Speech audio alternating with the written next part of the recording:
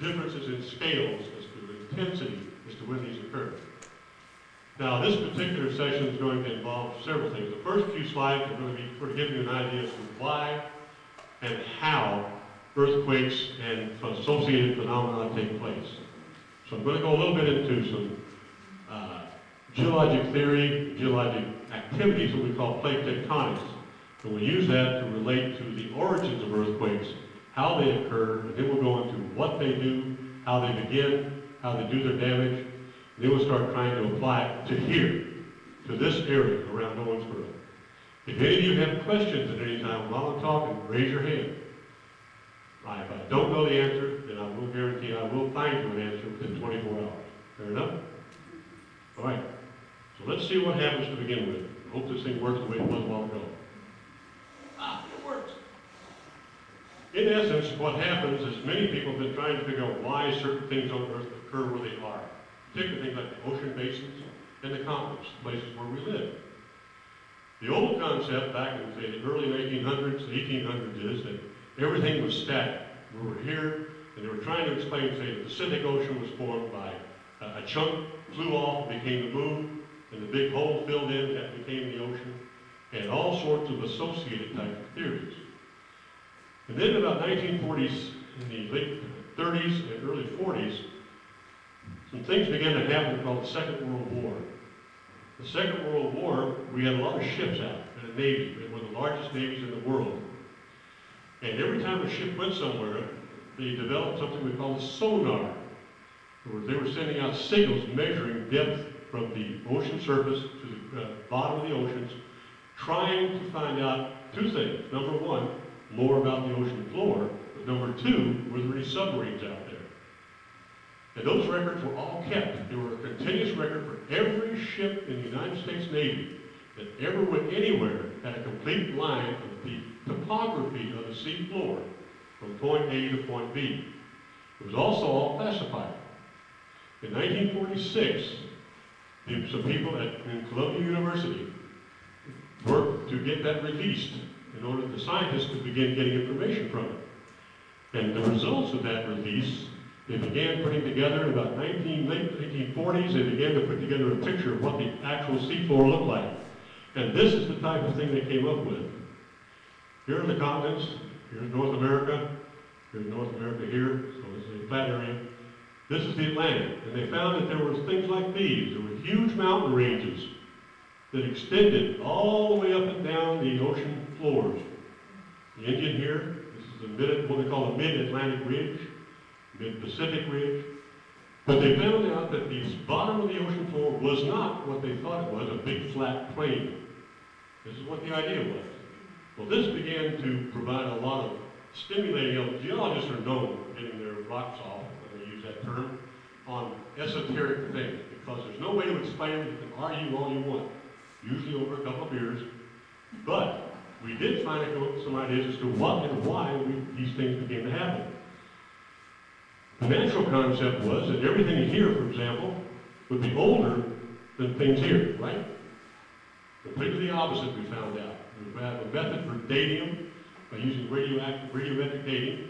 And it turns out that the data here, paleomagnetic and others, that there are anomalies, and that the sea floors, this is the youngest part of the Earth, right here. Not the oldest. Which means that something had to be developed to identify a mechanism by which these particular areas can become younger.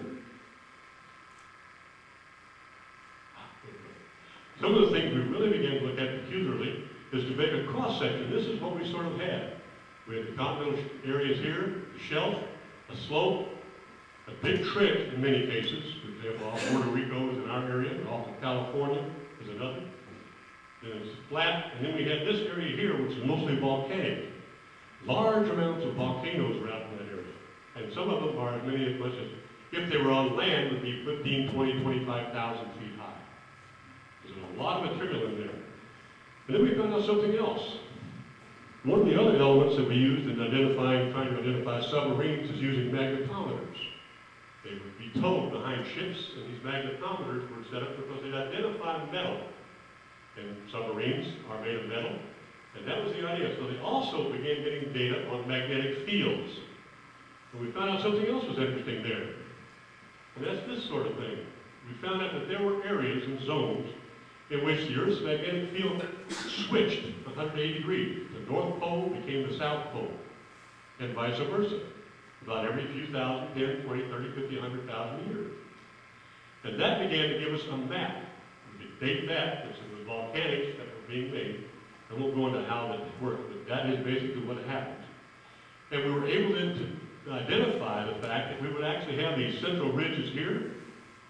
And as we went east and west, laterally from that, this would be young, this would be older, this is younger, this is older. Again, this is the young, the same age as this. This is the same age as this. So in other words, we had parallel bands moving away from these central ridges, these volcanoes in the center of the ocean. Not only that, when we began to identify the fact that they could move, they were changing in time. They were getting lighter through time. And we had to begin coming up with some kind of a theory that would explain that.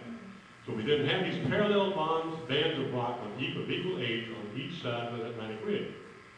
And you're asking, what the hell has this got to do with earthquakes, right? We'll find out more. This is why we begun to have the situation set up. We began to find out the idea that the Earth is made up of layers. The center of the Earth is solid. It's liquid or solid nickel iron. Around that, that's here. This is molten nickel iron. And then we begin to get an area in here, a zone of change. This is not molten, but it's very hot. It's like hot plastic.